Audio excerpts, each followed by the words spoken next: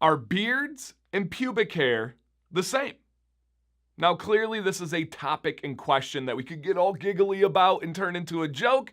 However, I would rather go with the educational approach. I would rather take this as a genuine question that deserves a proper discussion. Now, with that said, you could go crazy down in the comments with some puns and jokes if you guys would like. I know it's going to be way too hard to resist, and life is way too short to be like, oh, we can't joke about topics, blah, blah, blah. Now, I'm going to stay as like the teaching approach and the factual approach, but I will enjoy reading some of your comments I already know ahead of time, and I would like to jump right into the answer. No. Beards, facial hair, they are not the same really in any way as compared to pubic hair, and I'm actually going to give you guys 4 examples to prove how different they are. This is simply an outdated diss on beards. This is an attack on the stereotype or the stigmas of having facial hair, and it just isn't good. It's just lazy. It's not even one of the better things that people say against beards. So we're going to get into those details, but first I should introduce myself. My name is Dan C. Bearded. I love diving into the science of beard stuff. This proves it right here. If you guys appreciate this approach, please consider hitting a thumbs up on the video or checking just to make sure you did if you didn't forget. And then also, if you like learning about beard things, I promise this is a really good place for you. It is, again, absolutely free. Consider subscribing to the channel so you can support what we do here and also stay in touch for future videos and go back to that old catalog. Shout out to those returning subscribers. Let's get into the differences between pubic hair and facial hair. Not a topic I ever thought we would discuss. However, I feel like this community is in such a good place and that we can handle these types of discussions without it going like too far out of bounds. So the first difference of pubic hair and facial hair. Facial hair is more densely populated with the follicles. We have more hairs per square inch, per square anything as compared to the pubic hair. That right there is a difference. The second difference is a big one, and it is sebum oil production. Our scalp, our head hair, produces a lot of sebum oil. Our beards feel dry as compared to our head hair, right? We don't produce as much sebum oil. Now, beards and pubic hair, I'm gonna try not to do too much signaling, even though it's like head hair, beards. I'm gonna keep the hands up here. I'm gonna try my best, but it might just come out sometimes. Beards produce more sebum oil than pubic hair. Substantially more.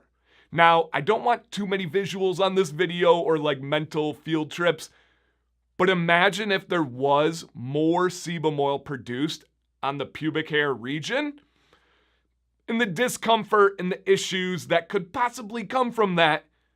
It is designed to not produce as much sebum oil with your pubic hair. That is a difference. Less hairs, less sebaceous glands, smaller sebaceous glands. Now, there is sebum oil that's produced, but it's just not as much, right? The most, less, and then least. As we're breaking it down. Got that.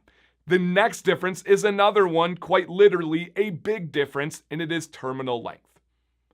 The terminal length of beards is much longer than the terminal length of pubic hair.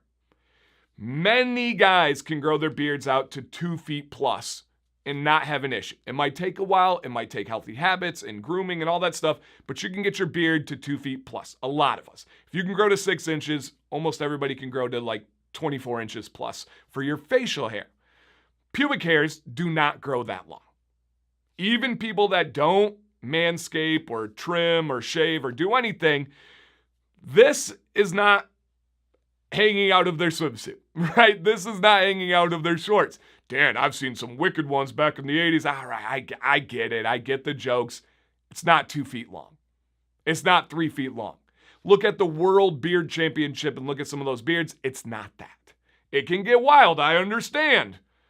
But it's not that. The terminal length is a massive difference. And then the last difference that I'm going to cover, and there's more. There's many, many more. I just wanted to get the ones that seem to be the most kind of punchy.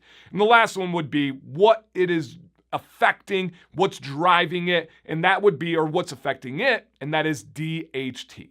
The male sex hormone is a massive part of our beards. If you are not proficient in DHT and not sensitive to DHT, you're not going to have a great beard. It's just simply how it works. Pubic hair doesn't care, right? Most women do not grow really big beards. There's always exceptions, right? Most women do not have a lot of facial hair. Now, a little mustache, stubble, a little, okay, all right, we got you. But most women are not growing big beards. I don't know if you guys know this or not, but women also have pubic hair. Men have pubic hair. It is not impacted by DHT. Not the growth rate, not the strength, not the health of it. Entirely different system to producing this hair, to producing pubic hair. Very, very simple, you guys. Different density population, different sebum oil production, different terminal length, and different effect of DHT. They're not the same. It just, I hope this helps. I hope if somebody throws this diss at you, you can pull this information out. That's the only thing you're pulling out. And then also maybe share this video with them. Down below, you guys, of course, have some fun. But if you have any questions and want me to go deeper on this, I'll try my best. I don't know how deep I can go.